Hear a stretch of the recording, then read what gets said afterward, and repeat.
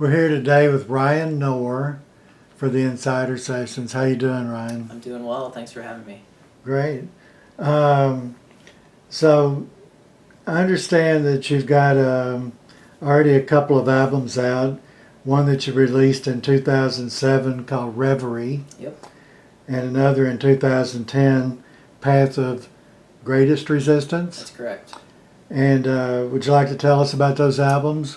Yeah, the Reverie one was one that I finished right at the end of college, and it's kind of an acoustic-based thing, just pretty much me playing solo. Then the Path of Greatest Resistance one, I wanted to do a little bit more production on it, so it's got the full band sound with my original songs, and kind of changed that up a little bit from the first one to the second one. So. Okay. And then you're, in a couple of months, you say you're going to be starting a new album. Mm-hmm. And let's talk about that a little bit. Okay. Is that going to be just you, or are you going to bring in a band, or what? I'm thinking it's probably just going to be me again, going back to more of the acoustic sound. With the following that I have, I've kind of been able to ask them kind of what they want. You know, do you want the full band sound? Do you prefer the acoustic? And a lot of people let me know that they like the more intimate acoustic solo thing. Focuses more on my lyrics and things like that. So that's probably what I'm going to plan towards. Okay, great. Have you got a title in mind for that one yet? Not quite yet. I've probably got about 13, 14 songs somewhere around there that are about close to ready, and so I'll begin recording in the next couple months here. Hopefully, when it cools down a little bit, so I can be up in my studio and not roasting up there. But okay. Yep. Now, where's the best place for us to get your albums at? On my website, ryanknorr.com. There's I have a store through there. It's actually through Bandcamp, which is kind of a independent type thing for artists, and so you can get it through there. I got physical copies as well as the digital downloads there, and then on iTunes, Amazon, all of those retailers, you can obviously get the digital. So. Okay. So if somebody does a search for Ryan Knorr, and let me spell that because I want to make sure people can find you. Yep. Ryan, R-Y-A-N, but then Knorr is K-N-O-R-R. Yep. Have I got it right? That's correct. The K means nothing, apparently. Okay, a silent K. Yep. And you were telling me that you've got quite a bit of a following on YouTube. 2.4 million views already? Mm-hmm.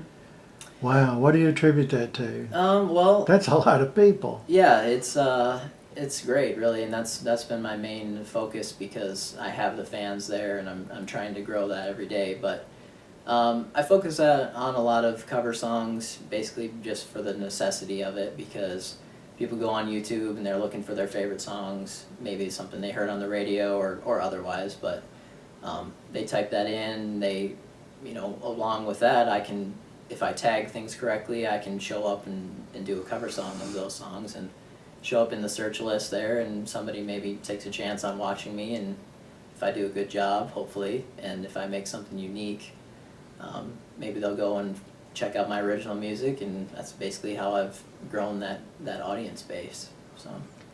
Okay.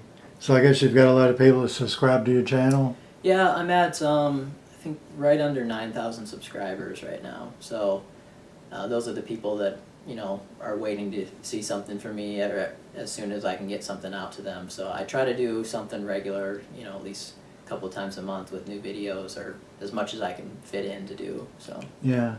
Yep. Does that help a lot with album sales? It does. I think it's really the only way that I have an audience like that really pushed me to get an album done. My last one, I was kind of dragging my feet with a bunch of original songs, but knowing that people kept telling me, if you had an album out, I'd really like to hear it, or people waiting for my music, it made me really get going on that. So. Yeah. Well, when you're putting an album together, you want to talk about your songwriting process a little bit? Sure. How does that work for you? Mainly for me, I always write the music part first. My brain is kind of inspired by the actual music, so whether it be piano or guitar or whatever, the idea usually sparks from that. So you just got to sit down and practice and play through some things until something really hits your ear, and then from there kind of just shape the song around that, like what I'm hearing. And in terms of my influences, most of my music is, for a singer-songwriter, it's a little more focused like on me and introspective type lyrics. A lot of people that are singer-songwriters might focus on relationships or that type of thing, but I'm a little more focused on just life and struggles, and just if people tell me their stories, I've had that happen as well a lot from the online thing, getting emails from people and they let me know, a lot about their life.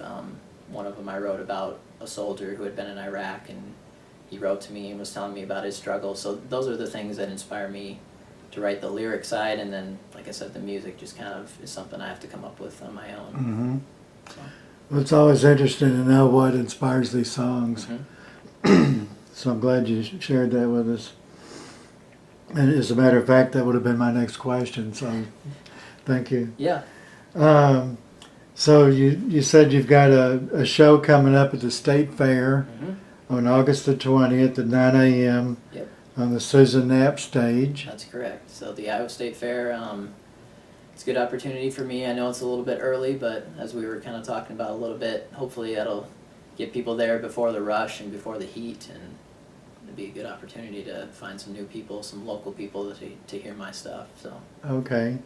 And more than likely we'll be seeing you down at the Grapevine as well? Yeah, trying to set something up probably again for this fall sometime there, so be looking for that as well. Okay, great. Well, before we wrap it up, have you got any final thoughts you want to leave our viewers with? Well, just I guess I'll just plug my stuff once more. It's RyanKnorr.com. That's where you'll find everything about me. But basically, I'm always keeping up with the online thing and new videos and talking with people, and that's a really great way to connect with your fans. It's what I really enjoy about the online side of things, is being able to talk directly to the people that enjoy what I'm doing and get closer to them as well as they get closer to me. So check out my website and hopefully watch some videos, and I'll be there. Well, we definitely will. And thank you so much for being on Insider Sessions. Thanks again for having me.